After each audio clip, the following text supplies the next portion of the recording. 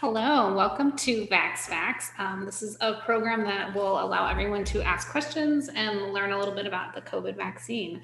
My name is Francine. I am a librarian here at the Carbondale Public Library, and today we have Annette Greer with us. She is the Director of Nursing and Family Services at Jackson County Health Department, and would like to thank Annette for coming on and helping us out with this program. So Annette is going to give a short presentation, and then we're going to open up for questions. So use your Q&A box if you're on Zoom, or the chat feature. If you're on Facebook and watching us on Facebook Live, then go ahead and just write a comment or a question in the comments section, and we'll get those to Annette as well. All right, thank you. Annette, I'll send it over to you. Hey, thank you, Francine. Good evening, everyone. And we're just going to start here talking just briefly a little bit about COVID vaccines, the different types there are, and just some new information that's come up with them. So for COVID vaccines, right now there are three different types, or three different kinds. There are two that are called mRNA vaccines. You might hear them referred to as that, which means that just the M stands for messenger RNA. Those two vaccines are Pfizer and Moderna. Both of those are 2-shot series. Pfizer is 21 days apart and Moderna is 28 days apart. And then the other vaccine that's available in the United States is Johnson & Johnson, or it's also referred to as Janssen. That's the brand name or the arm of Johnson & Johnson that makes that vaccine. And it is considered a viral vector vaccine. And those just refer to how they're made. They're made a little bit differently than the Pfizer and Moderna. So for these vaccines, they've been out for a little while now, but just recently, the FDA and the CDC has approved an additional dose of just the mRNA vaccines for immunosuppressed people or immunocompromised people. And those are moderately to severely immunocompromised people can get an additional dose. They've done studies and found that people who have moderately to severe immunocompromising conditions or taking drugs that can cause immunosuppression don't always get the immune response that other people might get from the mRNA vaccines. So to help with hopefully boosting that immune response a little bit, they have recommended an additional dose for those. So people who would be considered moderately to severely immunocompromised could be people who have been receiving active cancer treatment for tumors or cancers of the blood, people who have received organ transplants or taking medicine to suppress their immune system because they did have an organ transplant, people who have had stem cell transplants within the last 2 years, or they again are taking medicine to suppress those immune system for that. There are some conditions, they're pretty rare, but they do cause just primary immunodeficiency. People are usually born with these conditions. And some examples of that is something called DeGeorge syndrome and Wiskott-Aldrich syndrome. And next slide. And also anyone who has advanced HIV or untreated HIV would be considered moderately to severely immunocompressed. And people who are actively taking high-dose corticosteroids. So that would be an example of someone who takes 20 milligrams of prednisone or some other steroid a day due to a condition they might have. Or they might be on some other drugs that might suppress their immune response, and that's who would, those are the people who would be considered to have an additional dose to help their immune system hopefully build antibodies against COVID-19 with the vaccines.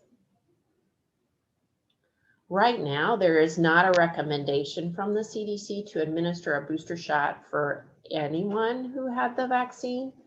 However, there are plans that this could be a recommendation coming beginning this fall. They're talking about possibly mid-September.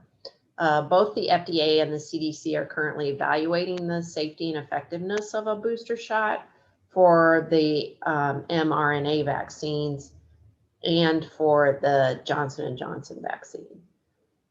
Currently, like I said, they don't have that approved. So just recently, in fact, Monday, the Pfizer vaccine was granted full FDA approval.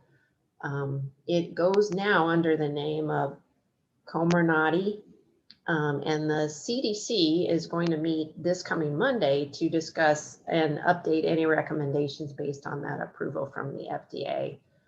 The FDA, to get full approval, they do have to go through a more rigorous data and provide some more long-term data that they have now, because these vaccines have been out for a little bit longer time frame. So currently Pfizer's the one with that. They are hoping that Moderna and Johnson & Johnson eventually will be submitted for full approval. So that's just some basic information about the COVID vaccines, and we're up for any questions there might be on anything.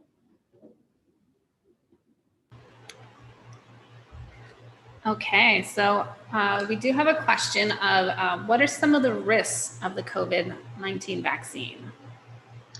So some of the risks are, there are some side effects that some people could get with those COVID vaccines. They're pretty generalized side effects. They could have a sore arm, they could have redness on their arm. Sometimes people get headache, fever, muscle aches, chills. Those side effects usually don't last very long. The fever, chills, headaches usually last about 24 hours.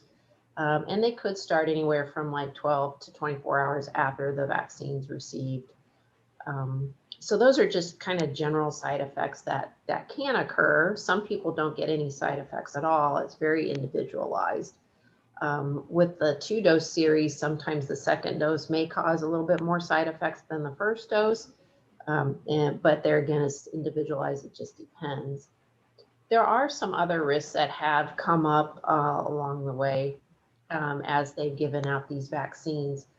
Specifically with the Johnson & Johnson vaccine, there has been some reports of some blood clots and some very rare condition that can occur with that. It was specifically occurring mostly with middle-aged women or younger to middle-aged women, which it did involve clotting, some blood clots. So that is if there is a history of blood clots, if someone has a history of blood clots, it's not that they can't get that vaccine, but they just need to know that that is a possibility that could occur. Also with some younger, mostly teenagers, there was a myocarditis was happening with the mRNA vaccines. It was a rare side effect, and it was treatable, but it did occur typically with the teenager, young adult people with those. So far, those are the main things that they have come up with some of those vaccines to watch out for. Just a reminder to any attendees, if you want to ask a question, you can type it into the Q&A or the chat, or if you're on Facebook Live, you can type it into the comments there and we'll get it to Annette. Thanks, Annette. Can you explain a little bit more about what myocarditis is, if I said that correctly? Yes. So it's a swelling of the lining of the heart, an infection of that. So sometimes those the young adults or the teens that were getting that, they might be hospitalized. Sometimes they weren't. but they were treated for that, and then it went away. So they didn't really have too much side effects from getting that. There again, it was another rare side effect that could happen, and didn't seem to be causing any kind of long-term effects because of that. And so then the CDC and the FDA both weighed in on that, and they decided that the benefits of the vaccine outweighed the potential rare side effect of that happening. They kind of did the same thing with the blood clots occurring after the Johnson & Johnson vaccine.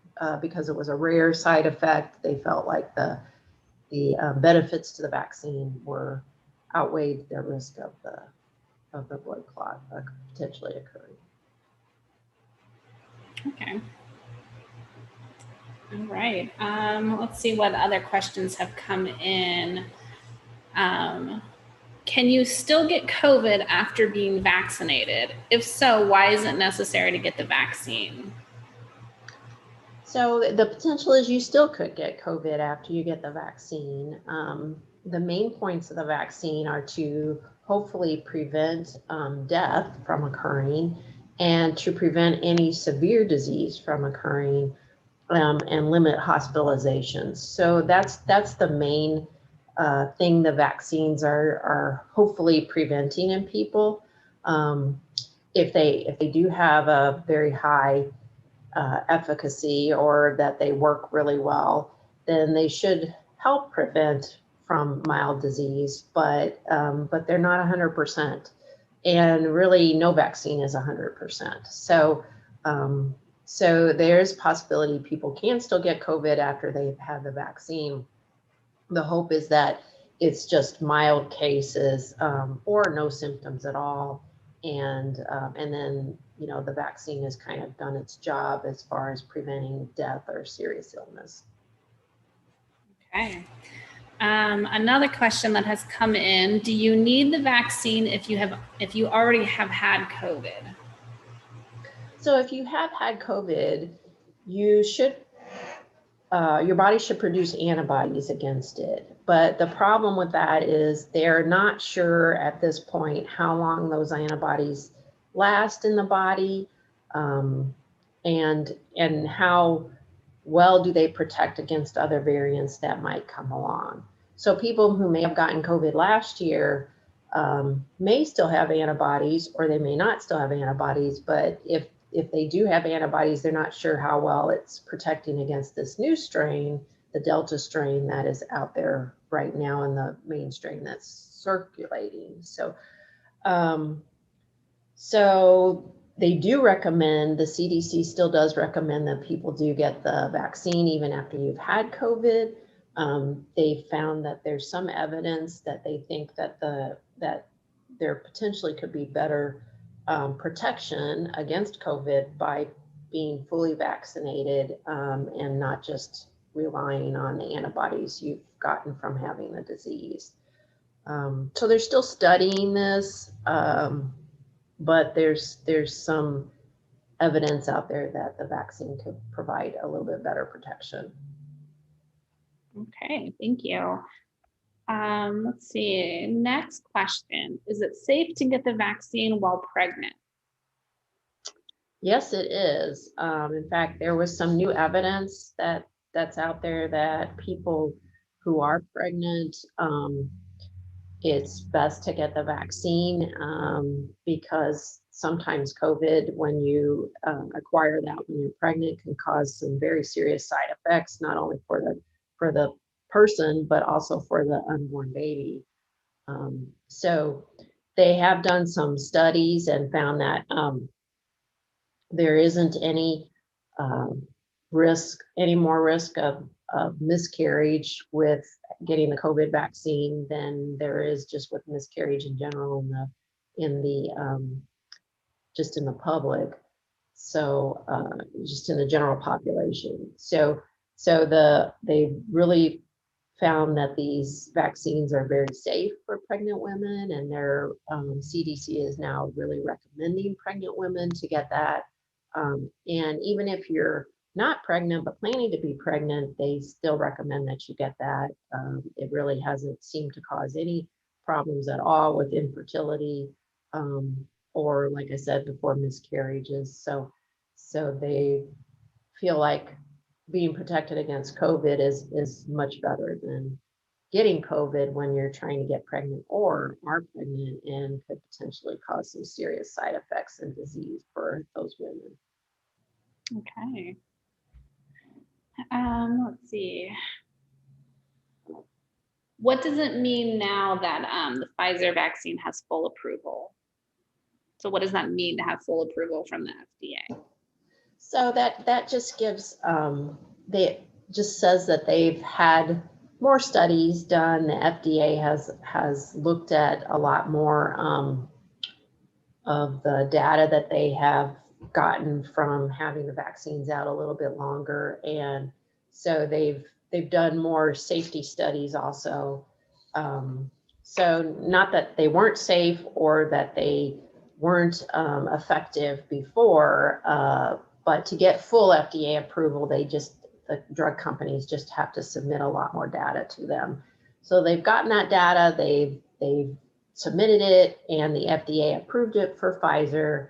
And so that just is kind of another way to say they're very safe and effective. And people shouldn't be afraid to try and seek one out and start that vaccine series if they haven't gotten it already. All right. So there's a couple questions that have come in that are about the same. So should my teen get vaccinated? Because if they're at low risk for a serious infection, should they still get vaccinated? And also the other question is, should children get vaccinated when it's available? So Right. So teens should get vaccinated, even if they're at low risk. The potential is teens could have it and not know they have it, and it could then be spread to either younger children who aren't able to get vaccinated at this point in time, or to older people who have more side effects from, or it's more dangerous to get COVID for them. So vaccinating the teen, even though the teen is at low risk, kind of helps prevent a buffer for the people that the teen is in contact with that maybe for some reason can't get the vaccine. Infants would be a good example. Their immune system's not exactly built up yet, but trying to, kind of protect the baby to get everyone around them vaccinated kind of gives them a buffer. So that you're not only just protecting yourself, you're protecting, potentially family members and all the other people you're come in contact with who maybe can't get the vaccine right at this point in time. Also with the Delta variant, they are finding some of the younger teens and younger kids are really getting sicker with that COVID variant than maybe the earlier ones where they weren't being infected as much. So this variant, the Delta variant, has seemed to affect younger children and teens a little bit more than the other one did. And some of them are getting sicker, even if they don't seem to have any other kind of conditions that might put them at risk. And so, when they do finally get approval for younger children to get it, it would be the same reasons would work for them, that they're protecting the other people who can't get it, can't get the vaccines for whatever reason.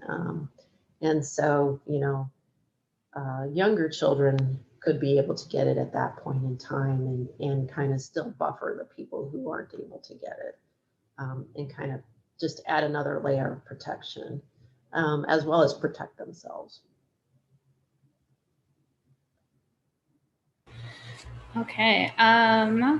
Where should people go for reliable information about the vaccine?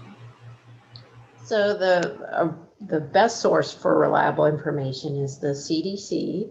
So I think you're gonna put the website for the CDC in the chat, and So they are one of the best sources for information on COVID in general, as well as the vaccines. The FDA does have a website, and you can look at that website also to talk about the COVID vaccines. They do have fact sheets on all 3 vaccines, as well as some other information if you want to really dive into the vaccines themselves and how they approve things. And that would be on the FDA website.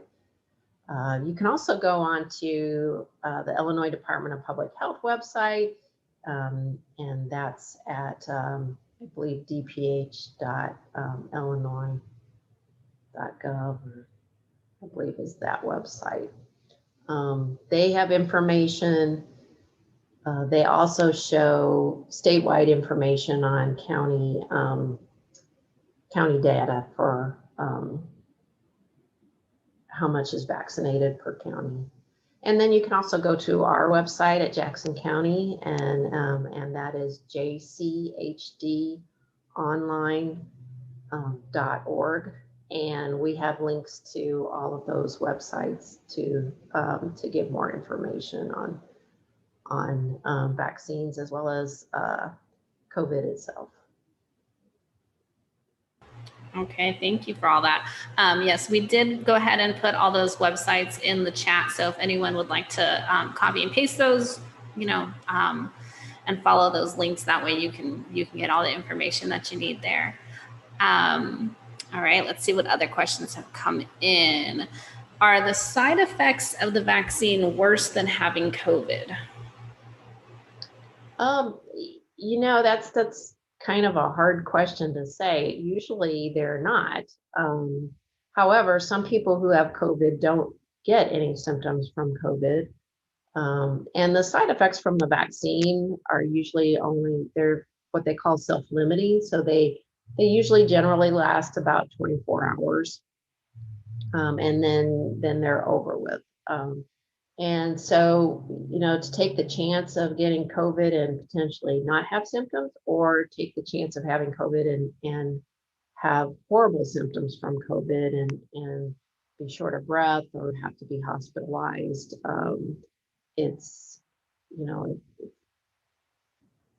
much easier to kind of last with some symptoms of the vaccine that don't last that long, rather than to be sick for quite a while.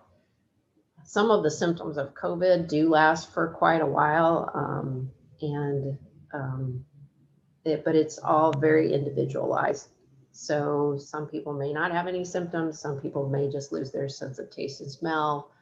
And it's the same with the vaccine. Some people may not have any side effects at all. And some people may have, fever, chills, sore arm, a lot of side effects. So.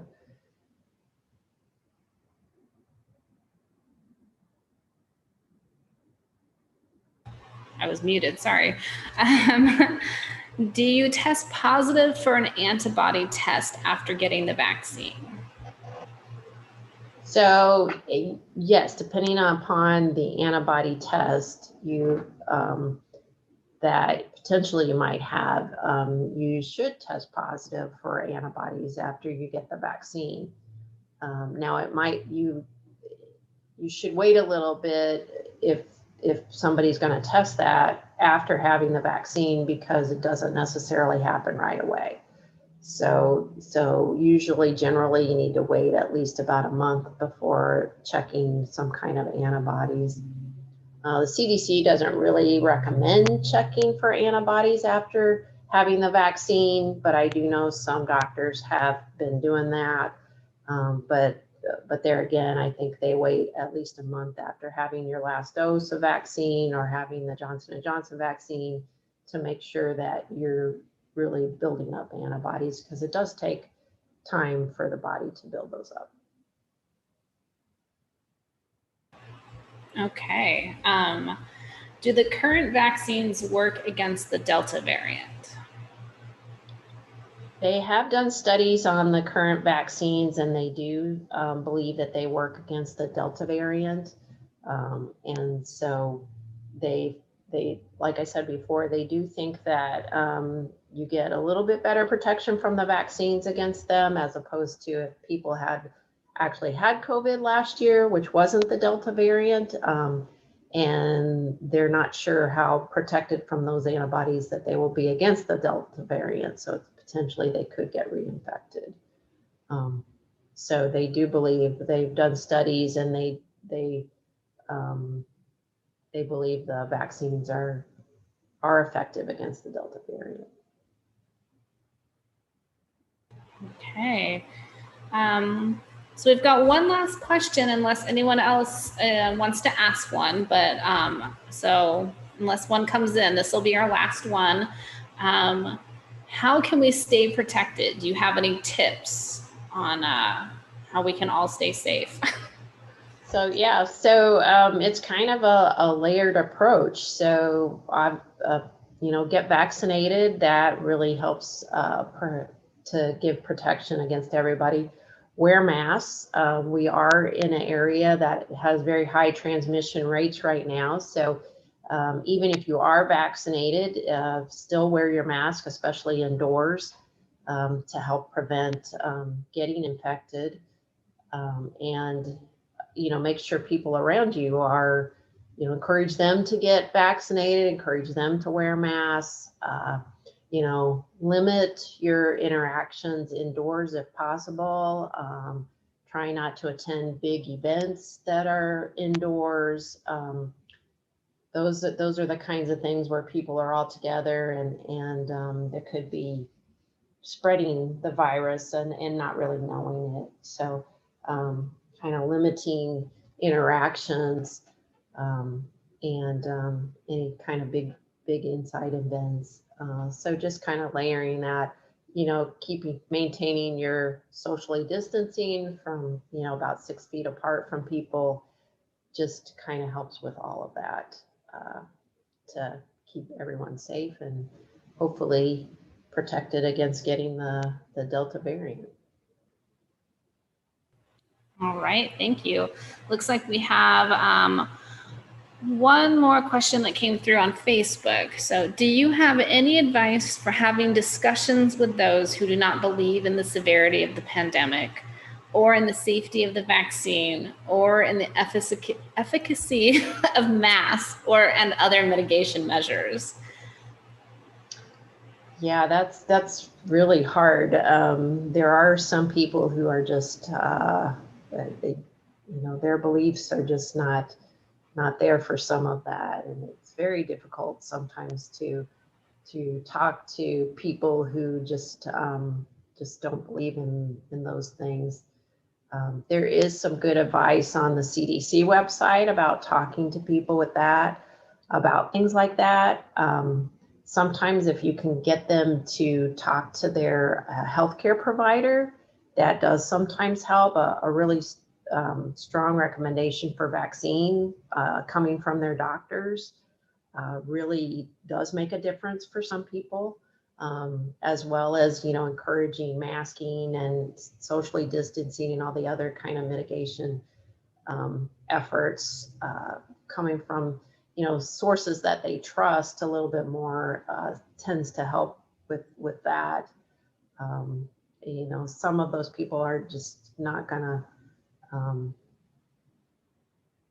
no matter what data you might show them on things, it's just not going to convince them to do some of them. So, but sometimes discussing with people that they trust, such as healthcare providers, if they're family members, you can try discussing that with them too, and maybe, using something like you're protecting your elders with, by getting the vaccine yourself, or the, somebody had a brand new baby, you're protecting the baby from those kinds of things. So, but sometimes that's just really tough to try and convince some people.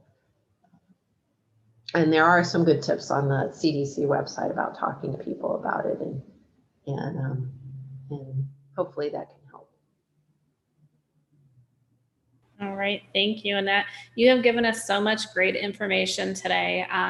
Looks like My Tech Help has posted that link to the CDC website that you were talking about, the page that's about talking to people about vaccines and the hesitancy. So, so I just want to remind everyone that the video recording from this is available on the Carbondale Public Library's YouTube page and also on our Facebook page. It will be archived there so anyone can watch it. Maybe you could send it to someone that's a little hesitant about vaccines so they can listen to some questions being asked and answered.